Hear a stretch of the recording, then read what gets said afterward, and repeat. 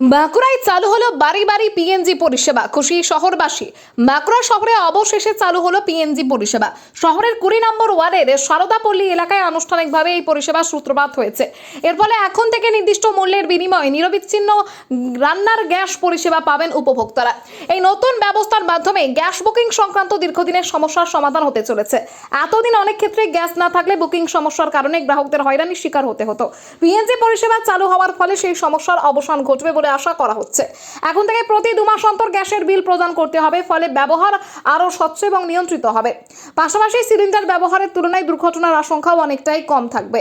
সব মিলিয়ে রান্নার গ্যাসের ঝামেলা থেকে মুক্তি পেয়ে খুশি বাঁকুড়া শহরের গৃহবধূ এবং সাধারণ মানুষজন। এই পরিষেবা ধীরে ধীরে শহরের অন্যান্য এলাকাতেও বিস্তৃত হবে বলে জানা গিয়েছে। খুবই সুবিধা হয়েছে। এমনিতেই আমরা সিলিন্ডারের গ্যাস গুলো পাচ্ছিলাম না টাইমে।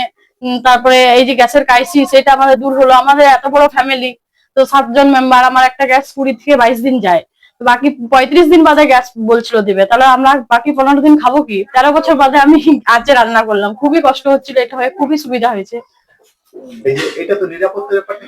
নিরাপত্তার ব্যাপারে বললো, এটা যেমন সিলিন্ডারের গ্যাস চট করে আগুন ধরে যায়, এটাতে অত তাড়াতাড়ি হবে না। এটা বায়বীয় গ্যাস, তো এটাতে আগুন ধরার ভয়টা নেই, কাজে আমাদের নিরাপত্তা একটু আছে।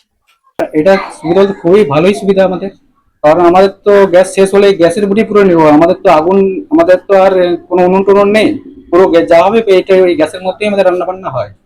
তো এবার আমি বাইরে থাকলে মারা কিছু বুকিং টুকিং কিভাবে কি করতে হয়, কিভাবে আনতে হয়, সবকিছুই জানে না। তো এটা আমাদের হতে খুবই সুবিধা হচ্ছে। আর ঘর থেকে মেয়েদের বাইরে বেরোতেই হবে না। নিরাপত্তা অনেক সুনিশ্চিত। এটাতে আমাদের আগুন জ্বালার ভয়টাও নেই, লিকেজ হয়ে গেলে যে গ্যাসে আগুন চলে যায় বাড়িতে, সেই ভয়টাও নেই। কতটা খুশি? আমরা খুব খুশি হয়েছি, আর মারা তো খুবই খুশি। এটা হচ্ছে মোদিজির স্বপ্নের ভারত। তিনি স্বপ্ন দেখিয়েছিলেন, স্বপ্নকে বাস্তবে পরিণত করেছেন। আজ থেকেই শুরু হয়ে গেল বাড়িতে বাড়িতে নল প্রবাহিত গ্যাসের কানেকশন, এবং সেই কানেকশন আজকে মায়েরা রান্নাঘরে উনুন জ্বালাচ্ছে। এই গ্যাস পাইপের মাধ্যমে গ্যাস পৌঁছে দিয়েছে।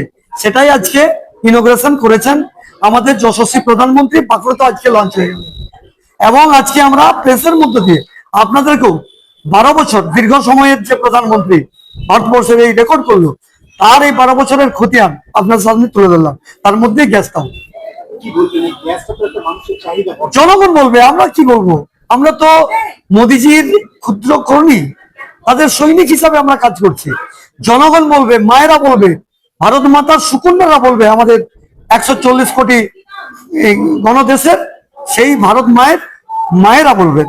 দেখুন, আমাদের যশস্বী প্রধানমন্ত্রী দুর্নীতিকে রোধ করার জন্য সর্বদাই সচেষ্ট হয়েছেন। গ্যাসেও দুর্নীতি হয়েছে। প্রত্যেকটা স্টেট ভারতীয় জনতা পার্টির ছিল না, মোদিজির ক্ষমতায় ছিল না। একের পর এক মোদিজির উন্নয়নের জন্য এই রাজ্যগুলো সেই ক্ষমতা দিচ্ছে। আজকে পশ্চিমবাংলা ক্ষমতা দিয়েছে গণদেবতারা, সেই জন্য আজকে মোদিজি তার যে ফেডারেল স্ট্রাকচার, অর্থাৎ সার্বভৌমত্ব, একটা শক্তি থাকে প্রত্যেকটি রাজ্যের। এই রাজ্যের ক্ষমতা ছিল না বিজেপি, আজ ক্ষমতা এসেছে। যার জন্য মোদিজি ডবল ইঞ্জিনের সরকার, এই জন্যই বলেছিলেন, বার্তা দিয়েছিলেন যে ডবল ইঞ্জিনের সরকার তৈরি করুন। তাই সেই সরকার, পশ্চিমবাংলার বিদায়ী সরকার, এই গ্যাসেও দুর্নীতি করে গেছে হাজার হাজার কোটি টাকা। যাতে দুর্নীতি না করতে পারে, আগামী দিন কোন সরকার পরিবর্তন হলে ওই গ্যাসের মধ্যে দিয়ে ডিরেক্ট যাবে এবং মিটারে যা খরচা হবে তার পেমেন্ট করবে, অর্থাৎ কোনো কালোবাজারি থাকবে না। পুরোটাই ডিজিটালাইজ করা হয়েছে। এটাকেই বলা হয় উন্নত ভারত।